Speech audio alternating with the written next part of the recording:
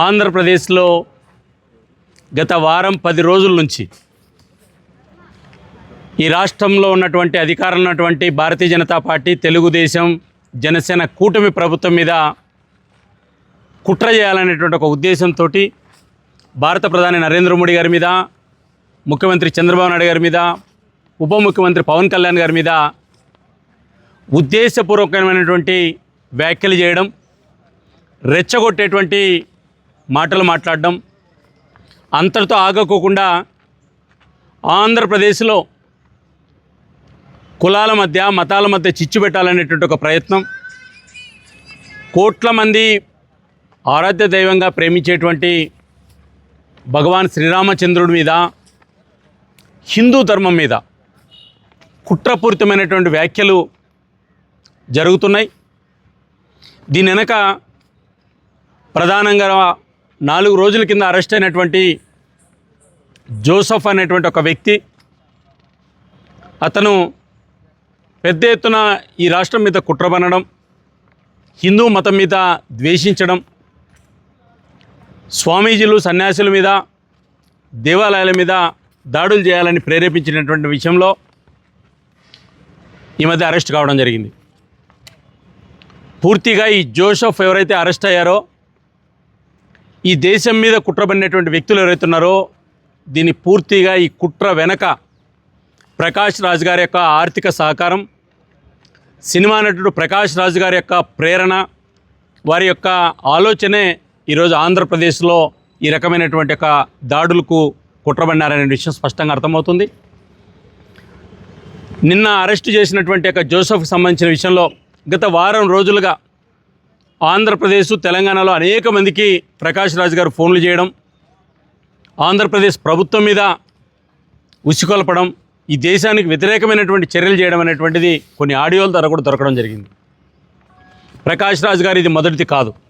గతంలో అనేక సందర్భాల్లో హిందూ సమాజాన్ని విచ్ఛిన్నం చేయడానికి, ఈ దేశానికి వ్యతిరేకంగా ఉమర్ ఖలీద్ లాంటి ఒక దేశద్రోహులు ఎవరైతే జైల్లో ఉన్నారో వాళ్ళకి మద్దతు ఇచ్చినటువంటి చరిత్ర ఆయనకుంది.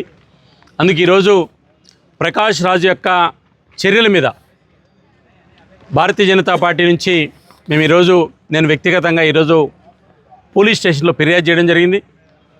తక్షణం ప్రకాష్ రాజ్ గారిని అరెస్ట్ చేయాలి, దేశద్రోహ సెక్షన్లు ఆయన మీద పెట్టాలని, ఆంధ్రప్రదేశ్లో జరుగుతున్న అలజడులకు మొత్తం కారణం ప్రకాష్ రాజ్ గారు మాత్రమే. ప్రకాష్ రాజ్ గారితో పాటు అనేక మంది కుట్రలో పాత్రధారులు, సూత్రధారులు ఉన్నారు. ప్రధానమంత్రి గారి మీద, ముఖ్యమంత్రి గారి మీద, ఉప ముఖ్యమంత్రి గారి మీద ప్రకాష్ రాజ్ కుట్రబన్నాడు, హిందూ ధర్మం మీద కుట్రబన్నాడు. వాటి చర్యలు తీసుకోవాలని కోరడం జరిగింది. రెండో విషయం,